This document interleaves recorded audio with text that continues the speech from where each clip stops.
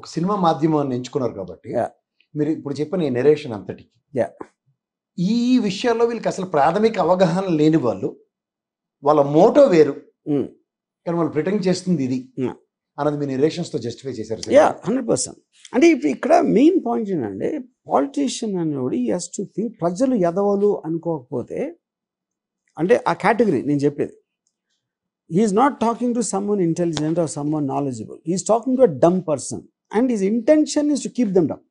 కానీ ఇక్కడ మీరు గమనించలేదు ఈ అపోజిషన్ లీడర్లు ఇద్దరు Hmm. ప్రజలు వాళ్ళని గెలిపించకుండా వాళ్ళని మోసం చేశారన్న పర్సెప్షన్లో ప్రజల్ని ఇష్టం వచ్చినట్టు మాట్లాడుతున్నారు. Recent Yeah. పాస్ట్లో పవన్ కళ్యాణ్ మాట్లాడుతున్న మాటలు కానీ Hmm.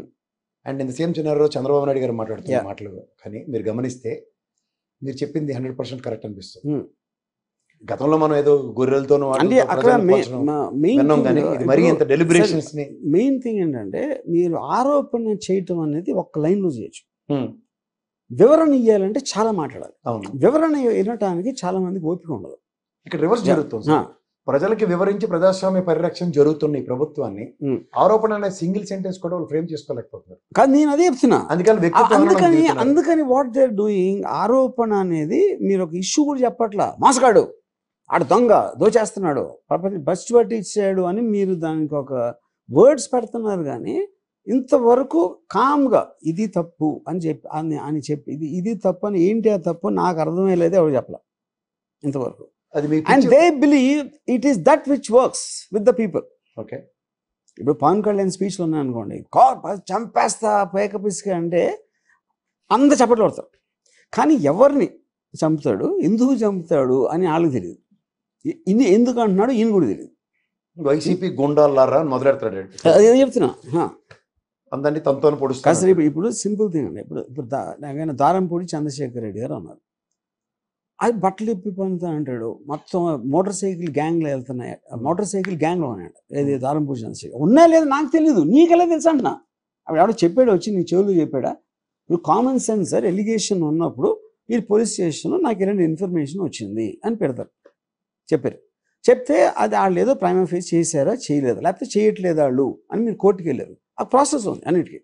ఇదేమీ లేకుండా స్పీచ్లో ఒక మాట చెప్పేసి దాని నుంచి అసలు ఏమీ చేయకపోతే అదేలాగన్నా. అదే సార్, చిన్నపిల్లలకి మీకు గ్యాప్ కొందలేదు. చిన్నప్పుడు మా నాన్నకి చెప్తా ఉంటారు, అలా ఈయన కూడా అదే చెప్తున్నాడు కదా, అమిత్ షాకి చెప్తాను నాకు అన్ని తెలుసు అంటుంది.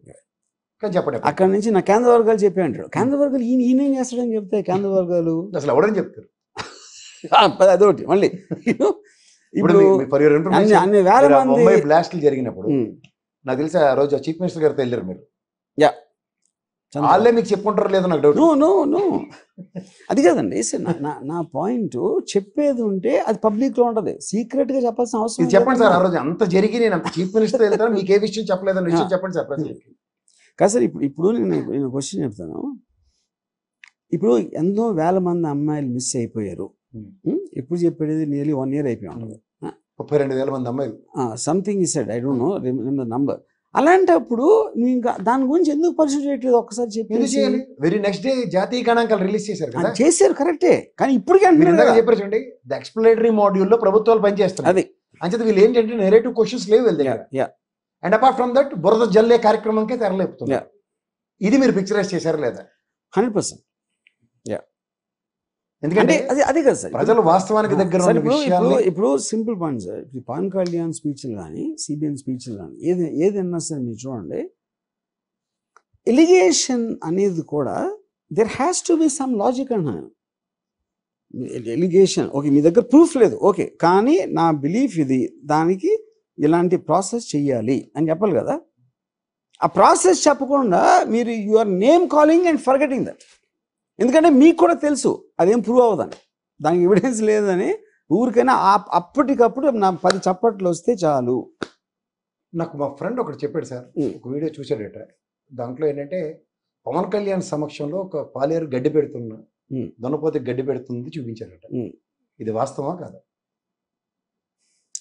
అందులో తప్పే ఉంది ఆయన ప్రెజెన్స్ లో. యా, ఇది ఉందా సార్ సీన్లో? నేను టెర్లు కూడా పెట్టాను అది. యా కరెక్ట్ పెట్టారా? ఓ నెరేషన్ ఉంటుంది కదా దానికి. యా యా నిజమైతే యా కరెక్ట్. సో బేసిక్గా అది ఇప్పుడు అంటే ఒక I mean that is a sad state of affairs in fact. మొత్తం అంతా ఎంటర్టైన్మెంట్ అయిపోయింది politics today. I don't think no one takes it seriously. మీరు పెద్ద ప్రూఫ్ మీరు యూట్యూబ్ థంబ్నెయిల్ చూస్తే అన్ని ఎంటర్టైన్మెంట్ కోసం పెడతారు. అందులో అది నాదే ఎగ్జాంపుల్. నేను ఒకటి మాట్లాడుతాను, వాడు పైన హెడ్డింగ్ పెడతాడు, దానికి మాకు చెవుల్లోంచి రక్తం కరిలా అంతే అంతే. సో వాస్తవానికి దగ్గరగా జగన్మోహన్ రెడ్డి గారి గురించి ప్రజలు ఏమనుకుంటారు అన్నదాన్ని వాస్తవ రూపం అనుకోని ప్రజలు ఏమనుకుంటారని నేను చెప్పట్లేదు. నేను ఏమనుకుంటాను, నేను ఎందుకు అనుకుంటాను అది. ఫర్ ఎగ్జాంపుల్ ఆ పాలేరు అన్నది అనుకోండి, ఆ పాలేరు అన్న మాటలు నాకు ఒకటి చెప్పాడు యాక్చువల్గా, నేను అదే పెట్టింది సినిమాలో. సో ఇలాంటి మణిహారాలు చాలా ఉన్నాయి, మణిపూసలు ఉన్నాయి. మణిహారాలు నాకు తెలియదు, బట్ ఇలాంటివి ఉన్నాయి. అది మణిహారాల, ఎవరికి మణిహారాలు అని పాయింట్ అది. అంటే ముఖ్యంగా ఈ RRR గారు ఇలాంటి సినిమాల మీద ఒక కామెంట్ చేశారు ఆయన. అంటే పవన్ కళ్యాణ్ గారిని దృష్టిలో పెట్టుకొని ఈజ్ అ క్రౌడ్ పుల్లర్, ఈ సినిమాలోంచి క్రౌడ్ వెళ్ళిపోతారు అన్నట్టు.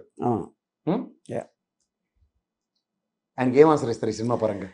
నా పాయింట్ అండి, నాట్ అబౌట్ RRR గారు, I'm very close to my, keep talking to him also.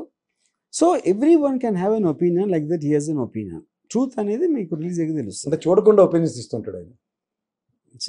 అది మీరు ఏమైనా ప్రీమియర్ షో ఏమైనా చూపించారండి? నో ఆయన ట్రైలర్ చూసే, ట్రైలర్ చూసి ఆ స్టేట్మెంట్ ఇచ్చారు. అదే ఆబ్వియస్లీ.